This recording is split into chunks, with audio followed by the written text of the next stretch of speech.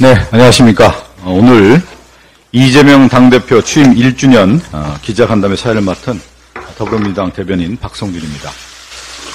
먼저 이재명 당대표의 모두 발언으로 기자간담회를 시작하겠습니다.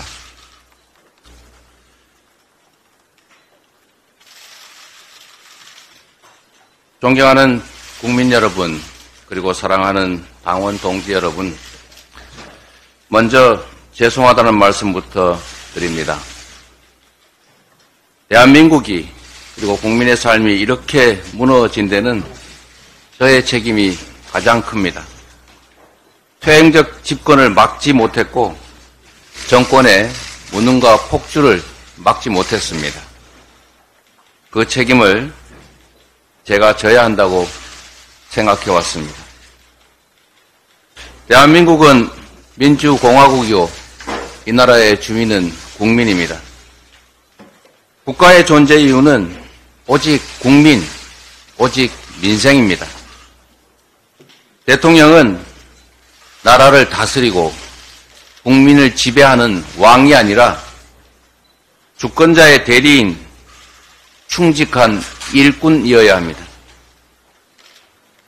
대통령과 정권은 국민과 싸울 것이 아니라 국민을 위해 싸워야 합니다. 이게 나라냐? 국민들은 이렇게 묻습니다. 국민의 생명과 안전을 지키고 민생을 지켜야 할 정권이 안전을 걱정하는 국민의 목소리를 괴담이다 매도하고 겁박합니다. 심지어 국민과 싸우겠다고 대국민 선전포고까지 합니다. 2023년 오늘 이 땅의 민주주의가 무너지고 있습니다. 민주공화국의 헌정 질서가 파괴되고 있습니다.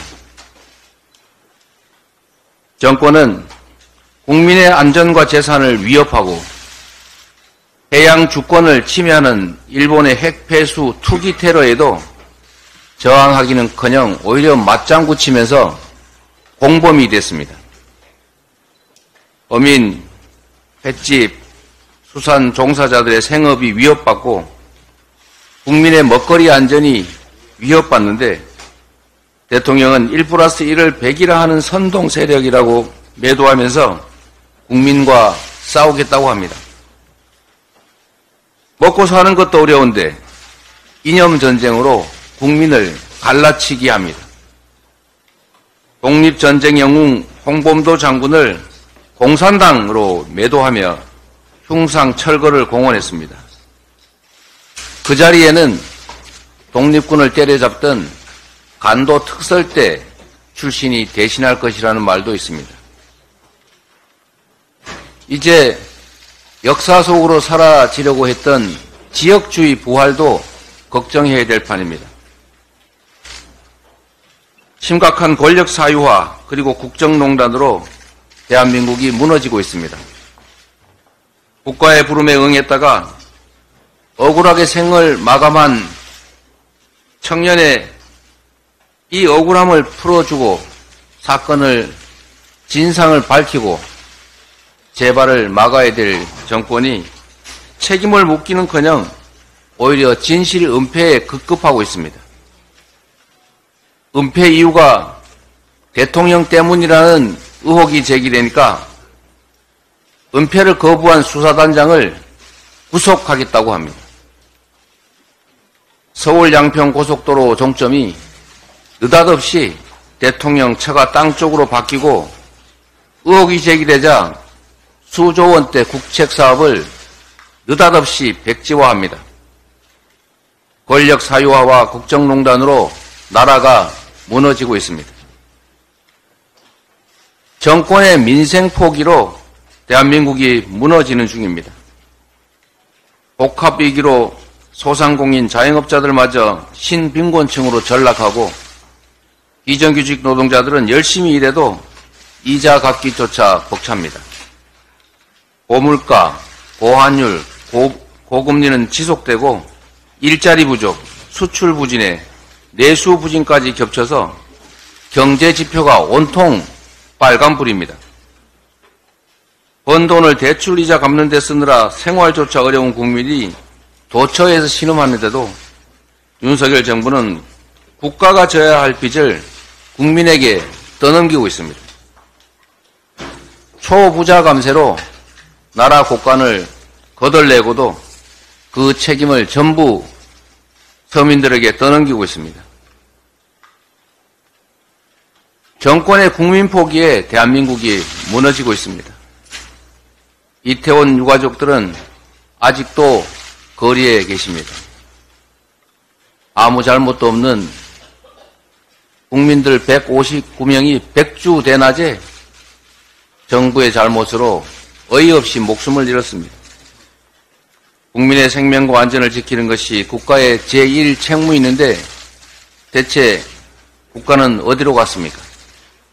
어떤 책임도 지지 않고 사과조차도 하지 않는 무능하고 뻔뻔한 정부로 인해 국민은 무정부 상태를 각자 도생하면서 버티고 있습니다. 정권의 언론 탄압에 대한민국이 무너지고 있습니다.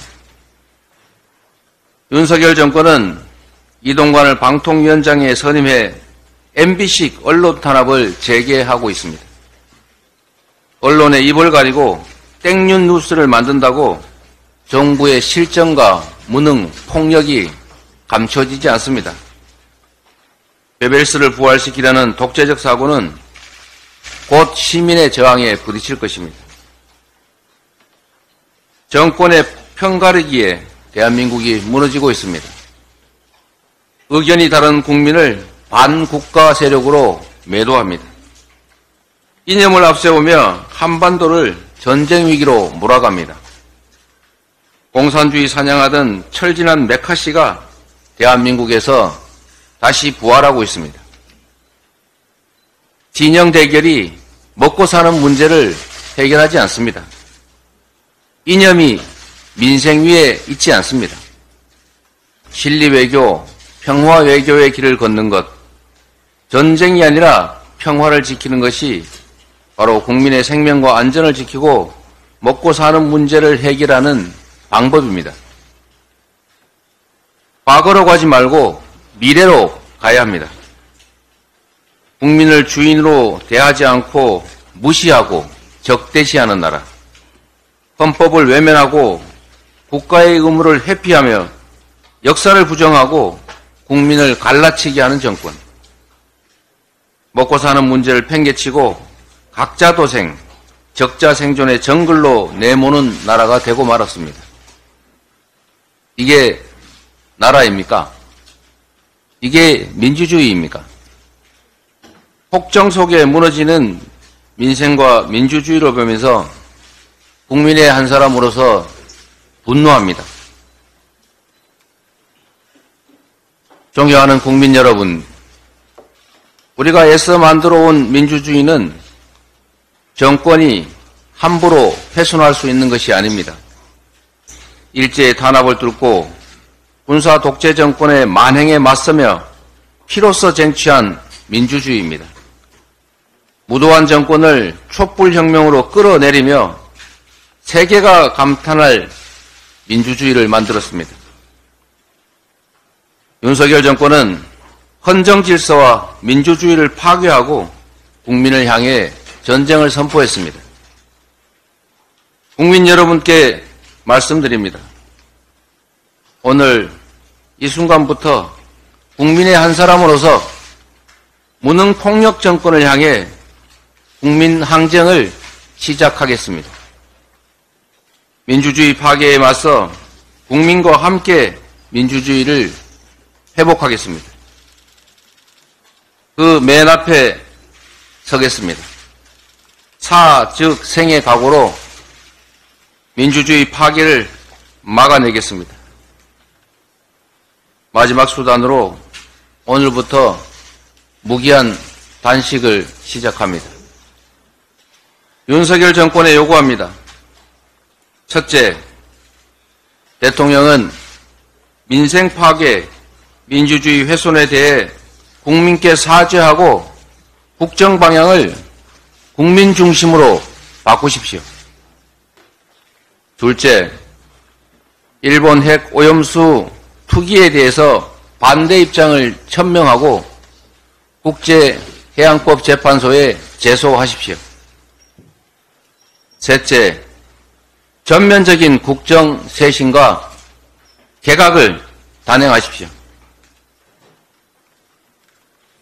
사랑하는 국민 여러분, 도산 안창호 선생께서는 참여하는 사람은 주인이요, 그렇지 않은 사람은 손님이다, 이렇게 말씀하셨습니다. 우리는 역사적으로 국가 위기 상황을 국민들의 힘으로 극복해왔습니다. 민주공화국의 주인으로 참여하고 행동할 때 비로소 한 걸음씩 전진해왔습니다. 우리에게는 위기 극복의 피가 흐릅니다. 두려움을 용기로 바꿔낸다면 위기를 기회로 만들 수 있습니다. 국민 여러분과 함께 민주주의 파괴를 막고 대전환의 역사, 새로운 미래를 만들어 갈 수 있다고 확신합니다. 오늘은 무도한 정권을 심판하고 민주주의를 바로 세우는 첫날이 될 것입니다. 이념보다 민생, 갈등보다 통합, 사익보다 국익을 추구하는 진정한 민주공화국, 자유롭고 정의로운 대한민국을 결코 포기하지 않고 반드시 민주주의를 회복하겠습니다. 고맙습니다.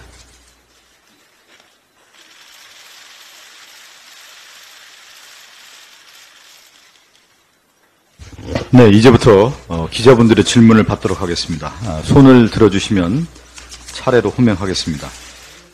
질문하실 기자분들께서는 먼저 소속과 이름을 밝혀주시고요.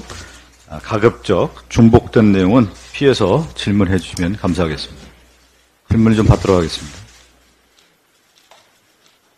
저희가 일단은 좀 안 보여가지고요. 그 앞에 계신 분들이 좀 잘 안 보여서 먼저 제가 이렇게 하고 이렇게 좀 돌아가면서 하겠습니다. 그러면 전자신문의 최기창 기자부터. 네, 안녕하세요. 전자신문 최기창 기자입니다. 일단 취임 1년 축하드리고요. 우선 지금 지지율이 상대적으로 많이 안 오르고 있다는 평가가 있는데, 지금 이슈들은 너무 많은데 상대적으로 좀 지지율이 안 오르고 있다는 평가를 때에 대해서 어떻게 좀 하시는지 여쭤보고 싶고, 그거를 좀 극복할 수 있는 방안들이 좀 있는지 좀 여쭤보고 싶습니다.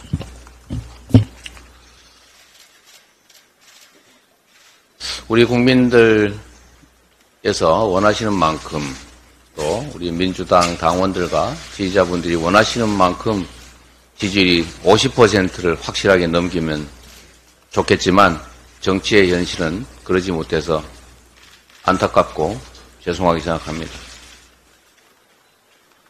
그러나 한 가지 여러분들께서 생각해 봐 주실 점은, 지난 민주주의 대한민국 헌정 역사에서 대선에서 진 정치 세력이 집권 세력보다 높았던 사례가 있는지 한번 살펴봐 주시기를 부탁드립니다. 물론 지지율이 조사 기간마다 들쭉날쭉하긴 하지만 대체적으로 지난 시기에 집권 세력의 절반 정도에 불과했던 것에 비하면 저희가 자부할 일은 아니지만 상대적으로는 선방하고 있다, 이렇게 생각합니다. 많이 부족하지만 국민들의 눈높이에 맞춰서, 기대에 맞춰서 좀 더 치열하게 정권을 견제하고 대안을 만들어내고 국민 곁으로 더 다가가서 더 많은 지지를 획득할 수 있도록 노력하겠습니다. 네, 앞쪽으로 좀 가겠습니다.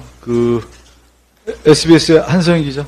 소속을 다시 한번 좀 말씀해 주시고 질의해 주시기 바라겠습니다.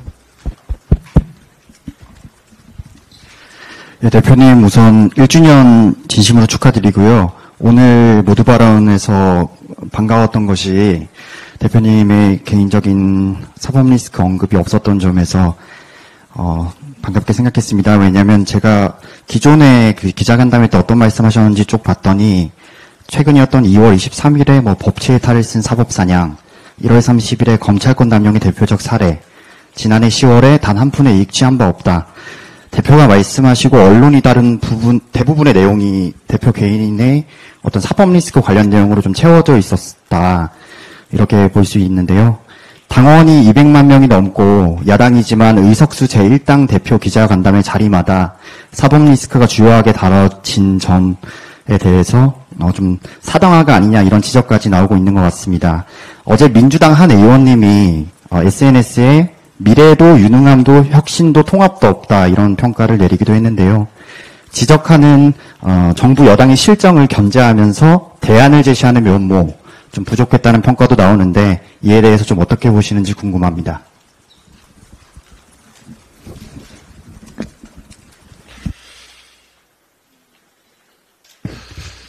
우선 집권 정부 여당이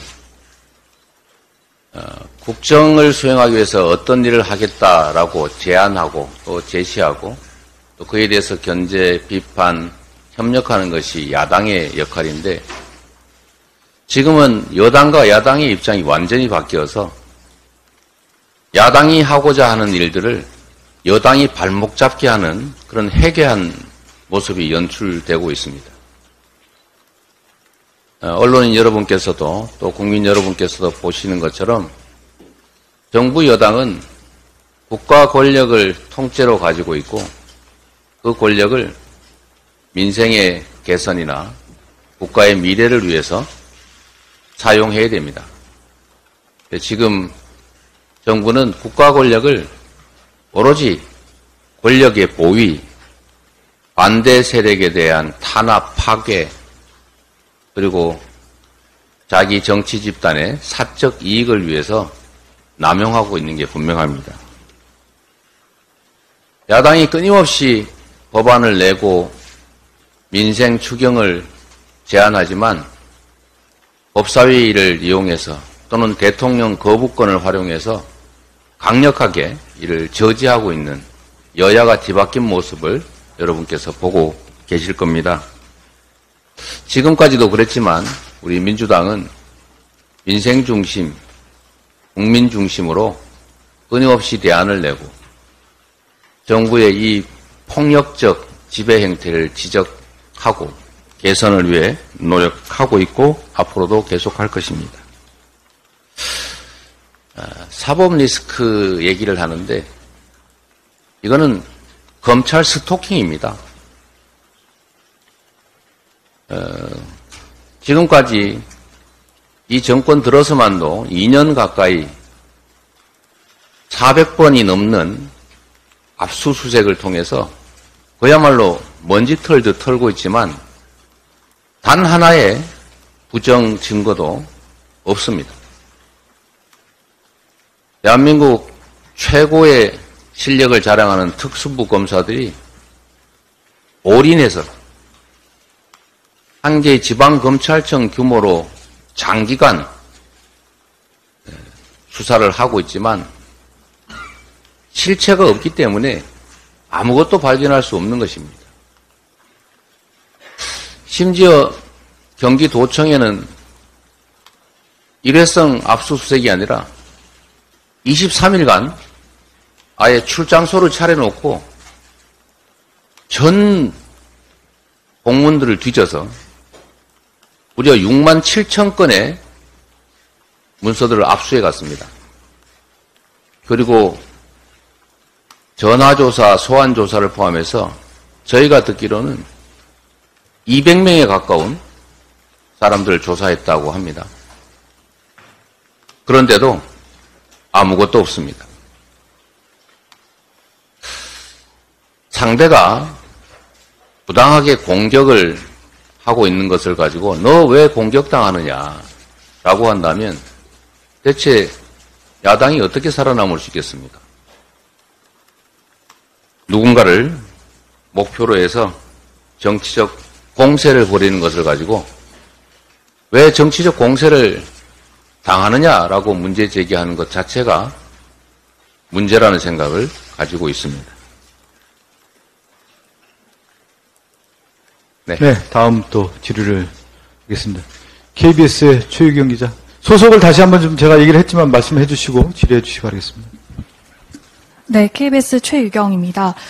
내년 총선 전략 관련해서 좀 질문 드리고 싶은데요. 요새 당내에서 의원님들이 많이 하시는 말씀이 이재명만으로는 안 되지만 이재명 없이도 안 된다 이런 표현을 자주 쓰시더라고요. 이 표현에 대표님은 좀 동의하시는지 궁금하고 이런 분석이 왜 나온다고 생각하시는지 또 만약 이재명만으로는 안 된다 이 부분에 좀 방점을 찍어서 생각해 본다면 다른 의원님들께서 기대하시는 그런 확장적 리더십이나 플러스 알파를 어떻게 좀 구상하고 계신지 궁금합니다.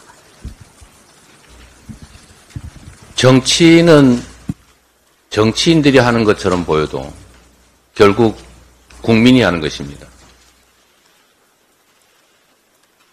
총선의 전략도 전술적인 측면에서 여러 가지 얘기를 할 수 있지만 결국 얼마만큼 국민들의 지지를 획득하느냐라는 것이 핵심 아니겠습니까?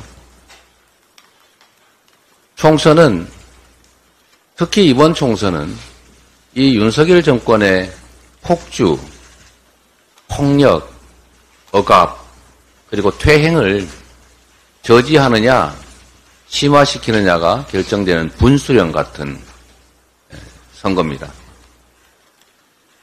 지금도 국회에서 과반수를 차지한 우리 민주당이 막기 때문에 제도, 시스템 개편을 통해서는 퇴행하지 못하고 있습니다. 근데 만약에 내년 선거에서 법과 시스템을 바꿀 수 있는 권력까지 가지게 될 경우에 대한민국 정치가 얼마나 후퇴하고 이 나라의 민주주의가 망가질지 불을 보듯 뻔한 것입니다. 그래서 우리는 이 퇴행을 막고 또 대한민국의 전진을 담보하고 국민의 삶을 지키기 위해서 반드시 단 한 석이라도 이겨야 합니다. 그 길에 우리는 모든 가용한 자원을 총동원하고 할 수 있는 역할을 최대한 분담해서 총력을 다해야 합니다. 누가 있으면 되고 누가 없으면 안 되고 라는 문제로 접근할 게 아니고 백지장도 맞드는 심정으로 고양이 손까지 빌리는 심정으로 모든 역량을 총동원해야 합니다. 그리고 말씀드렸던 것처럼 정치인들의 이합집산으로 밀실논의로 그 나라의 정치가 결정되는 것이 아니라 이 나라의 주권자인 국민들이 결정하는 것이기 때문에 언제나 국민들의 눈높이에 맞춰서 국민들의 기준에 맞게 우리가 행동해 가야 한다는 것입니다. 모든 것은 국민이 민주당 지지자 그리고 당원들이 결정하는 것입니다. 우리를 지지하는 모든 세력들이 함께할 수 있도록 넓게 판을 벌리고 포용적으로 그리고 혁신적으로 내년 총선을 준비하는 것이야말로 가장 중요한 전략이다 이렇게 생각합니다. 네, 다음 질의 받겠고요. 제가 이쪽으로 했으니까 이쪽으로 좀 가겠습니다. 뉴시스의 여동준 기자.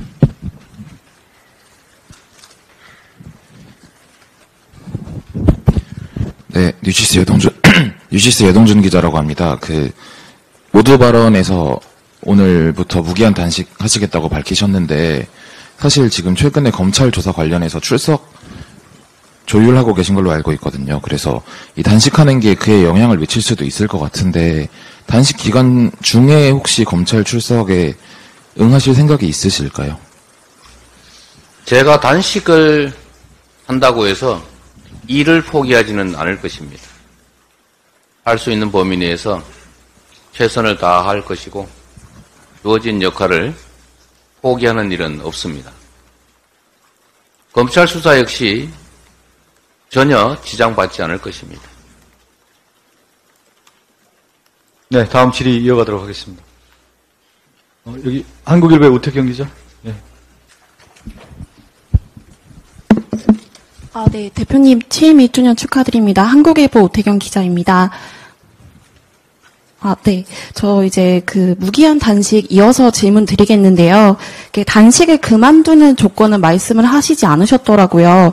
그래서 정부가 어떤 조건들을 수용하면 단식을 그만둘 수 있는지 단식 출구 전략도 좀 궁금하고요. 또 다름이 아니라 이제 대표님 이제 정기국회가 시작되기 때문에 체포 동의안 표결이 이제 붙여질 수밖에 없는데 구속 영장이 청구가 되면 그래서 이제 의원님들에게 이제 가결을 요청해야 된다는 요구가 많이 있는데 여기에 대해서 좀 어떻게 생각하시는지도 여쭤보고 싶습니다.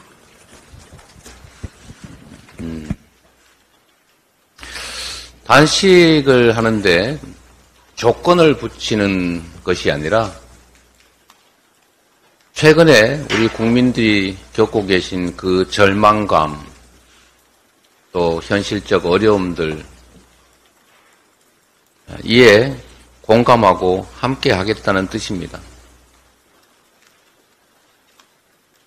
정치라고 하는 것이 국민들이 아파할 때 병원에 가는 방법을 알려주는 것이 아니라 함께 고통을 느껴야 한다고 생각합니다. 국민들이 슬픔을 겪을 때 그 슬픔은 어쩔 수 없으니 견뎌내라 라고 하는 것이 아니라 함께 슬퍼해야 하는 것이라고 믿습니다. 지금 민생이 너무 어렵고 우리가 보지 못하는 어두운 뒷골목에서 빚에 쪼들리고 생계가 어렵고 미래가 암울해서 극단적 선택을 고민하고 심지어 그를 실행하는 일조차 부지기수로 발생합니다. 우리 정치가 국민을 대리하는 것임에도 그 주권자인 국민들의 삶에 무감각하고 외면하고 또는 방치하고 심지어 악화시키는 일들이 너무나 당연한 일상이 됐습니다. 그 점에 대해서 깊은 책임감을 느끼고 반성하면서 그 고통과 아픔에 슬픔에 좌절에 함께하겠다는 뜻입니다. 체포동의안 말씀들을 자꾸 하시는데 여러분은 이게 구속할 사유에 해당된다고 보십니까? 일말의 양심이 있으면 아무런 근거도 없이 허무맹랑한 소설을 가지고 특별한 지위를 가져서가 아니라 이 나라의 국민을 그렇게 해서야 되겠습니까? 대체 무슨 근거가 있습니까?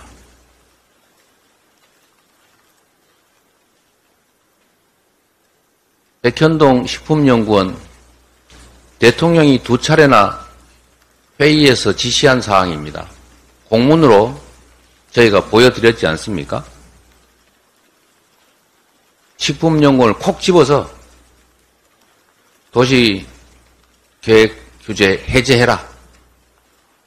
용도 변경해서 팔게 해라.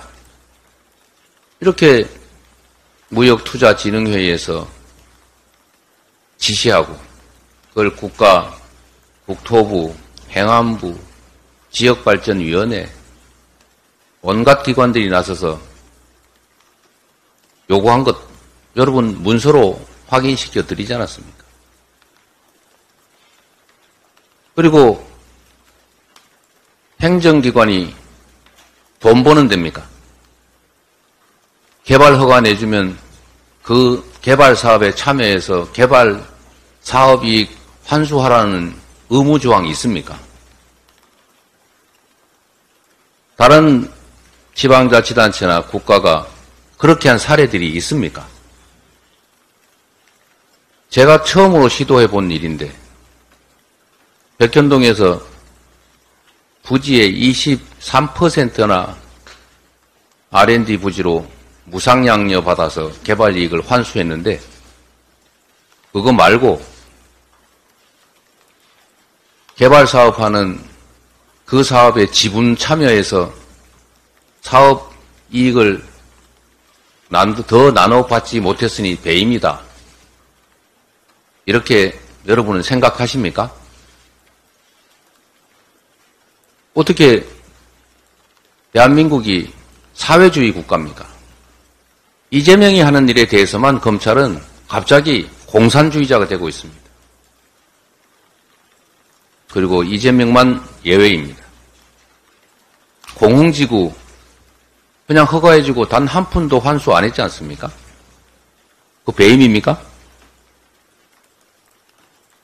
부산 LCT는 단 한 푼도 회수 안 했을 뿐만 아니라 오히려 진입도로까지 내주지 않았습니까? 1,000억씩 들여서.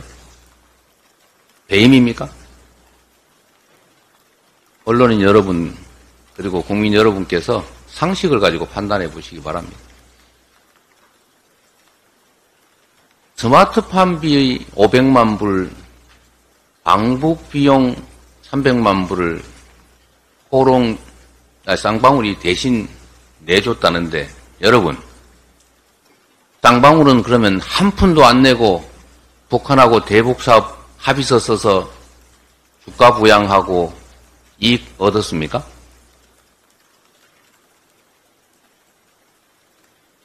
그리고 도지사가 무엇이 아쉬워서 그냥 방북해서 사진 한번 찍겠다고 조직폭력배 출신의 믿을 수 없는 사업가를 보고 한 번도 본 적 없는 생면부지인데 수십억 대신 내라고 부탁하고 또 그 사람이 뭘 믿고 수십억, 100억 이렇게 대신 내준다는 겁니까? 여러분은 믿어지십니까? 이런 걸 가지고 영장 청구를 한다고요?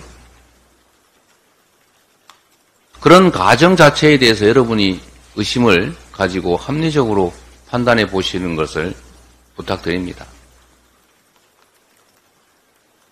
네, 다음 질의를 좀 이어가도록 하겠습니다. 이쪽에 좀 한 번 더 가겠습니다.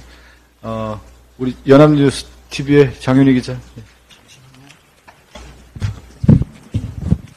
네, 안녕하세요. 연합뉴스 TV의 장윤희 기자라고 합니다. 취임 1주년 축하드리고요. 어제 윤리특위 소위에서 김남국 의원 제명안이 부결돼서 사실상 무산이 됐는데요.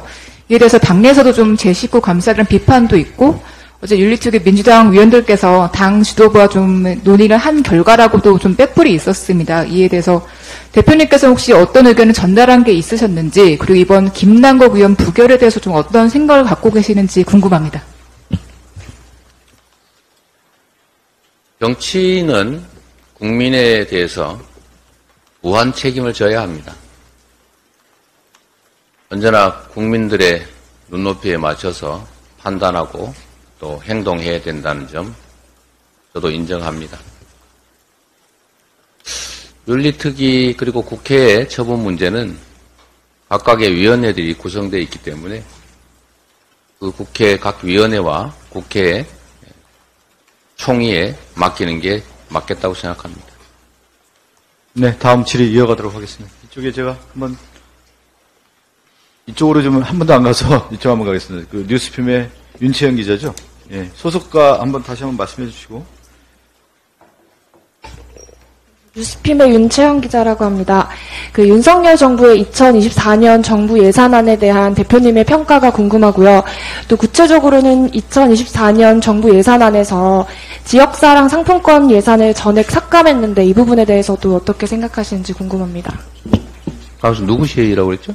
윤채영 뉴스핌의 윤채영입니다. 윤채영 기자님, 감사합니다. 윤석열 정권의 1년 6개월 참 많은 생각이 듭니다. 제가 당대표로 취임하면서 진심으로 소망했던 바는 윤석열 정권이 국민의 기준에 눈높이에 맞춰서 국민으로부터 인정받고 존경받고 칭찬받는 정권으로, 대통령으로 성공하기를 바랬습니다. 그 점은 지금도 다르지 않습니다. 윤석열 정권을 사랑해서가 아니라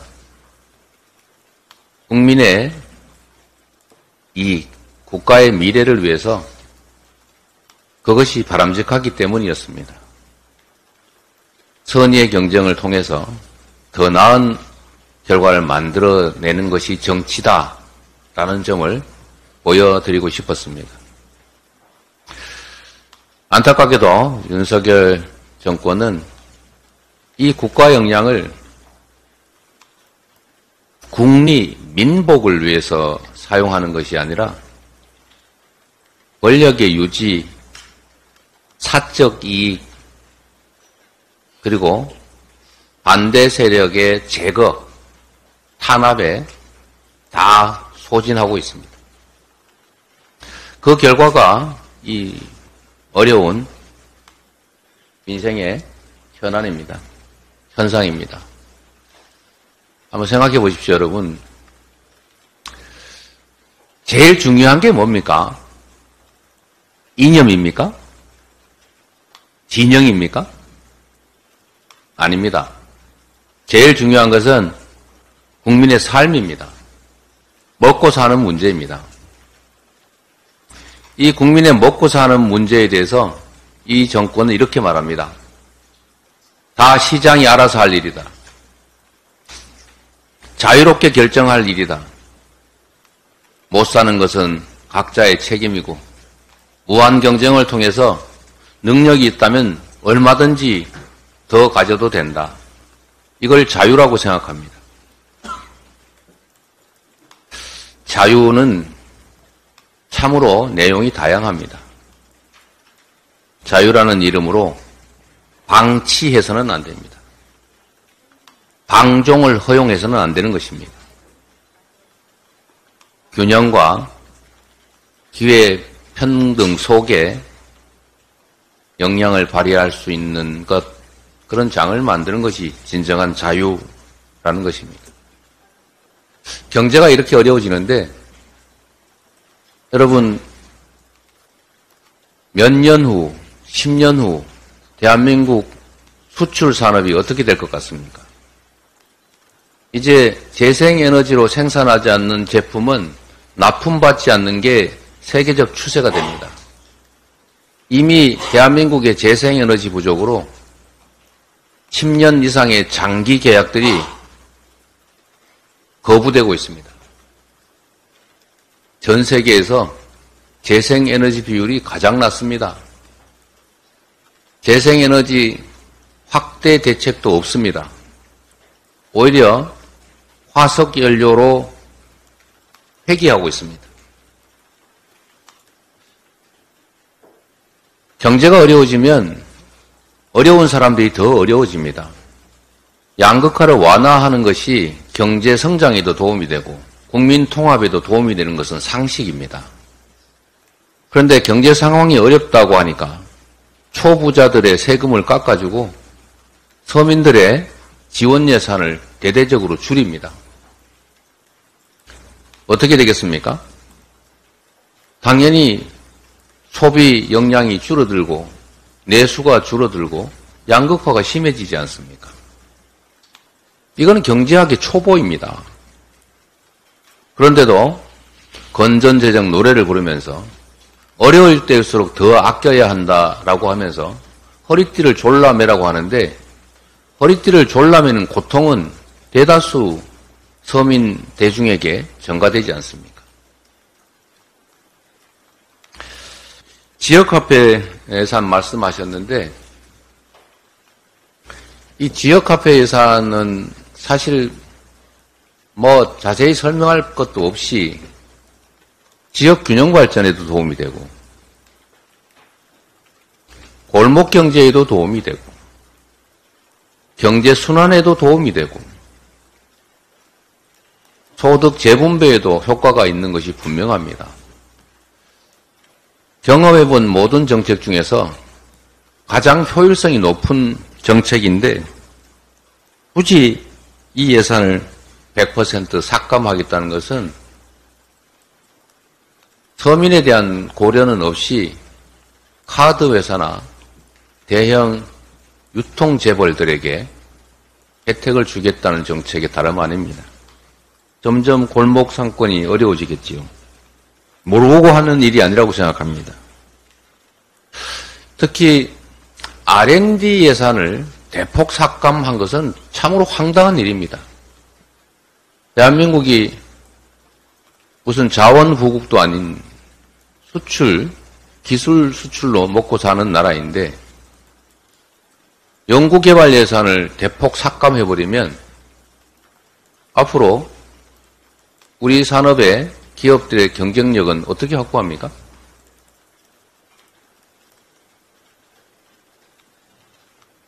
박정희 시대를 한번 생각해 보십시오. 우리가 경제가 어려웠는데 국내에서 돈을 조달할 길이 없어서 해외에서 돈을 빌려서 투자했습니다. 차관이라는 게 바로 그런 거죠. 그런데 지금은 국내에서 충분히 자본을 동원해서 재생에너지나 또 미래 산업을 대비한 인프라 구축이 필요하고 거기에 충분히 투자할 수 있고 꼭 해야 되는 시점인데 오히려 반대로 가고 있는 거, 이거는 저는 무능이 아니라 정치적인 책략이 아닌가 하는 의심까지 듭니다. 어떻게 이 정도를 모를 수가 있겠습니까? 결국 1년여가 지나는 동안에 윤석열 정권이 한 일이라고는 국민을 갈라치게 하고 야당을 파괴하고 반대 세력을 적대시하고 민방위 부활하고 이념전쟁 시작하고 그걸 통해서 자신들의 소수 정치적 집단의 이익만 추구한 것이라는 생각이 듭니다. 이래가지고는 나라의 미래가 없습니다. 국민의 고통이 너무 커집니다. 국가의 미래가 훼손됩니다. 그렇기 때문에 국민적 항쟁이 필요할 때 그리고 이 폭주와 퇴행을 멈추게 하기 위한 실천을 할 때라고 생각했습니다. 대표님, 그 시간이 다 돼서 한 분 정도만 더 봐도 네. 될까요? 한 분 정도 더 받도록 하겠습니다. 그러면 저 한 번도 제가 질의 안 줬던 분 같은데 아이뉴스의 박정민 기자. 네. 이쪽으로 한번 가겠습니다. 네, 안녕하세요. 아이뉴스 24 박정민 기자라고 합니다. 그 사법 리스크에 대한 좀 질문을 안 드릴 수가 없는데요. 어쨌든 뭐 검찰이 예정대로 이제 기소를 하게 되면은 대표님께서 뭐 지금도 재판을 받고 계시지만 계속 재판 절차가 예상이 되는데 좀 단도직입적으로 묻고 싶은 게 대표님께서는 재판에서 다 승소할 자신이 있으신지 그거 단도직입적으로 묻고 싶습니다.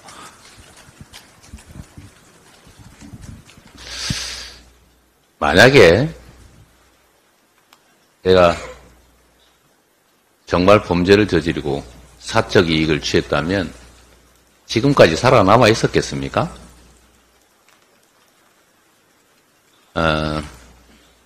윤석열 대통령이 검사 시절에 이렇게 얘기했던 것 같습니다. 정확한 표현인지는 모르겠는데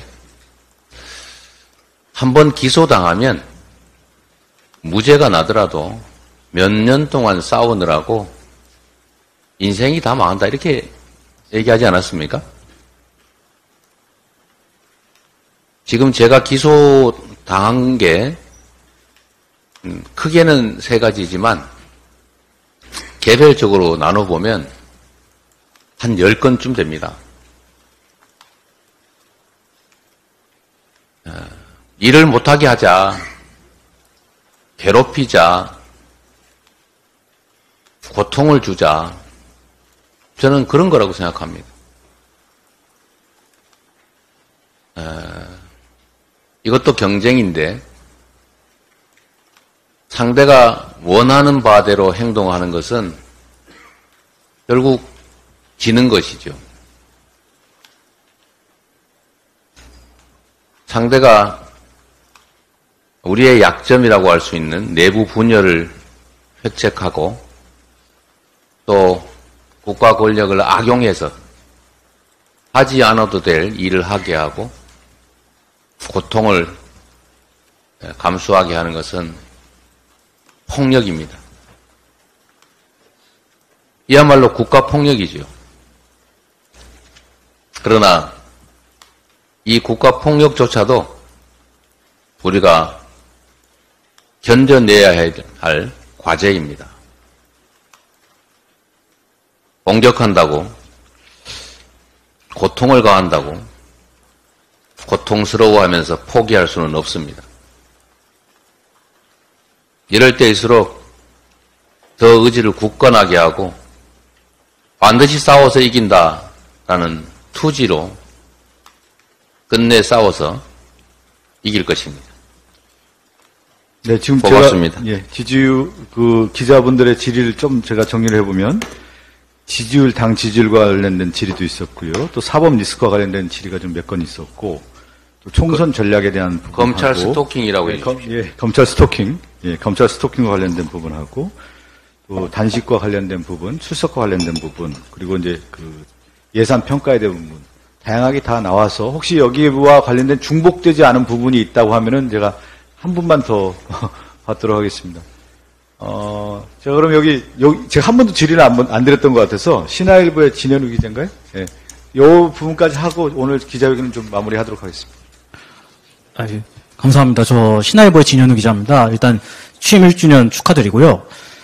일단은 지금 여야의 정치인, 원로 정치인들을 따르면 이제 윤석열 대통령을 향해서도 그 대표님을 한번 만나뵈라고 지금 요청하고 있는 상황이고 또 야당 쪽 원로 정치인들도 그 대표님께서 한번 그 윤 대통령과 한번 만나야 되지 않나 그런 영수회담 같은 걸 지금 그 원로들이 좀 요청하고 있는 상황인데 지금 오늘 같은 경우에 이제 뭐 국민항쟁 이렇게 얘기하셨지만 뭐 국민들도 좀 영수회담을 한 번쯤은 개최하는 것이 우리 정치를 위해서도 바람직하지 않나 이렇게 지금 요구하고 있는 의견들도 있는데 혹시 뭐 가능한 시점 내에 아니 그 조만간에 영수회담 혹시 추진하실 계획이 있는지 뭐 이런 거 한번 여쭤보고 싶습니다. 네, 우리 박성준 대변인님, 예. 제가 보니까 저한테 물어볼 게 너무 많다는데 조금 더 하기로 하고요. 정말 중복되지 않는 걸로 그렇게 하시고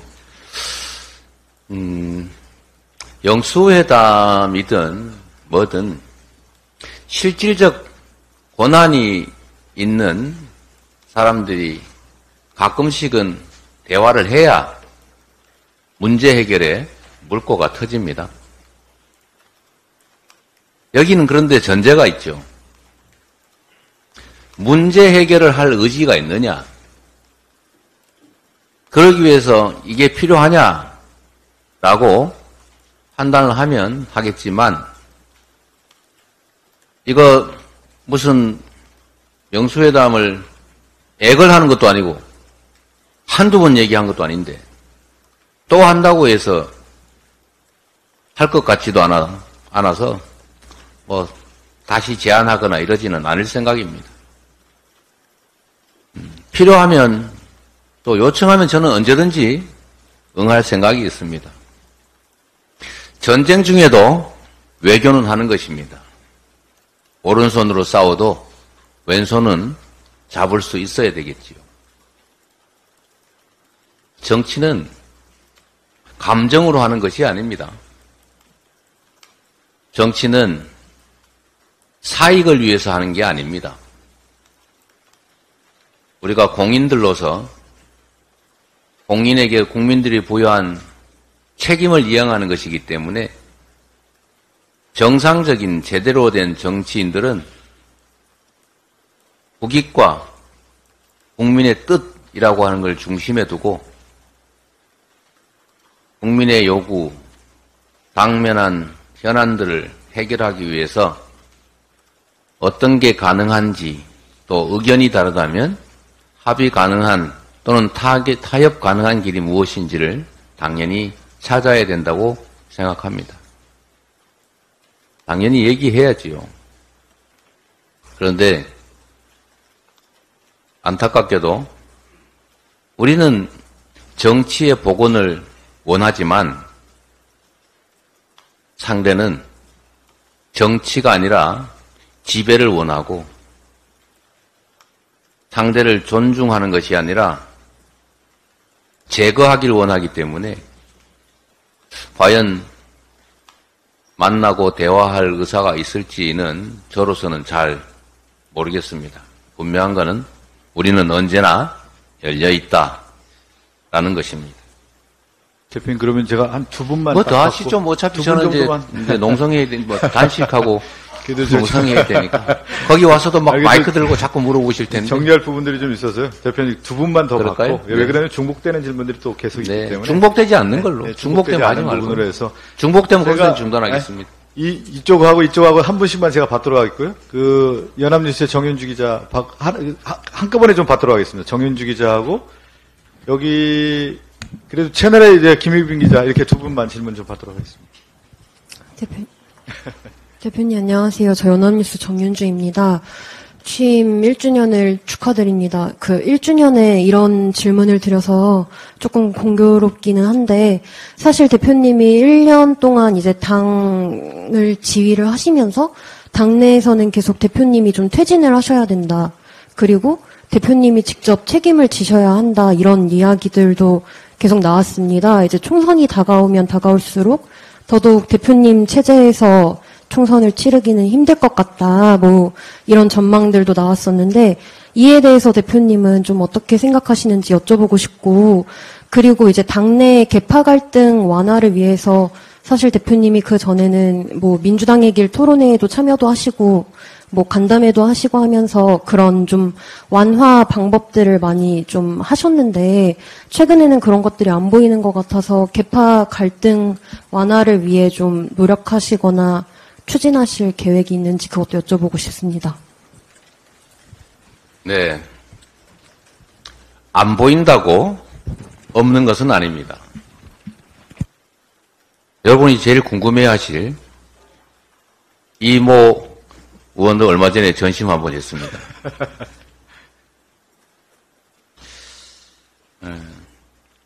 정당이라고 하는 것은 단일 상명하복 체제가 아닙니다. 정당의 본질은 다양성이죠. 어떻게 단 하나의 목소리가 있겠습니까? 당연히 이견이 있죠. 당연히 입장이 다를 수 있죠. 이해관계가 충돌할 수 있습니다. 그 너무나 당연한 것을 없어야 된다든지 그런 의견을 가지고 왜 이런 의견이 있냐라고 하는 자체가 문제입니다. 우리 안에 현 지도 체제에 대해서 다른 입장을 가지고 또 불만을 가지는 경우가 어떻게 없겠습니까? 당연히 있지요. 당연히 또 말할 수 있지요. 그러나 침소봉대되는 것은 별로 바람직하지 않다. 지금도 여전히 우리 민주당 지지자 그리고 당원들 압도적으로 현 당 지도 체제를 지지하지 않습니까? 명백한 사실이죠. 의원님들 사이에 어떠냐? 말하지 않는다고 없는 건 아니죠.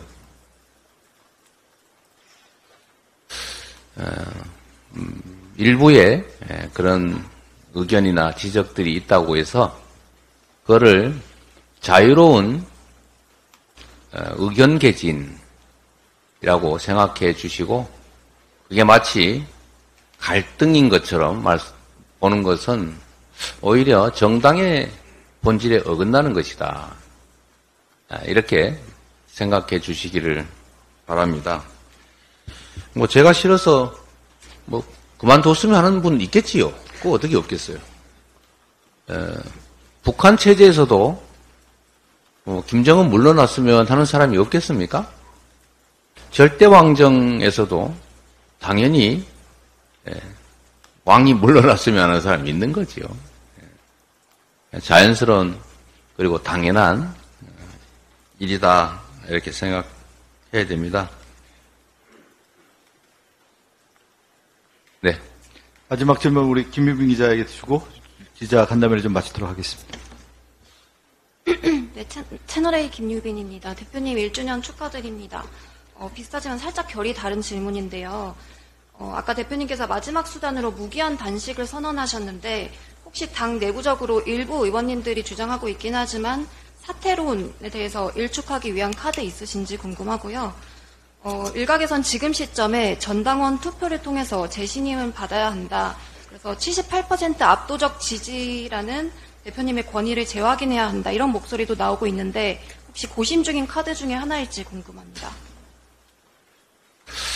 윤석열 대통령 사퇴하라, 퇴진하라 이런 목소리 많지요, 국민들 사이에. 물론 비율은 정확하게 알 수 없습니다. 사퇴해야 됩니까? 사퇴를 고민한다고 공식적으로 말하는 게 맞을까요? 물론 그게 압도적으로 높은 비율을 차지하면 실질적인 행동을 해야 되겠지요. 윤석열 대통령이라는 예는 적절하지 않은지 모르겠습니다만 제가 말씀드리고자 하는 것은 다수가 모인 정치 집단 내에서는 언제든지 다른 목소리가 있을 수 있다. 그 개개의 목소리들에 대해서 언제나 집단적 결정을 해야 된다면 단 한순간도 빼지 않고 계속 집단적 결정으로 확인해 나가야 되지 않을까. 그 매우 현실적이지 않은 말씀이다. 이런 생각이 드네요. 네. 네. 오늘 긴 시간 동안 저희가 1시간 동안 이재명 당대표 1주년 관련해서 기자 간담회를 했습니다. 여러 이제 질문들이 이어졌고요. 또 당대표님께서 또 중요한 또 결심을 하신 날이기도 합니다. 그래서 아마 결사항전의 첫날이 되기 때문에 당대표께서 바로 12시 반부터 단식에 들어가시게 됩니다. 관련된 내용들은 저희가 또 다시 한번 자세히 말씀드리겠고요. 이상으로 이재명 당대표 취임 1주년 기자 간담회를 마치겠습니다. 참석해 주신 기자 여러분께 감사 말씀드리겠습니다.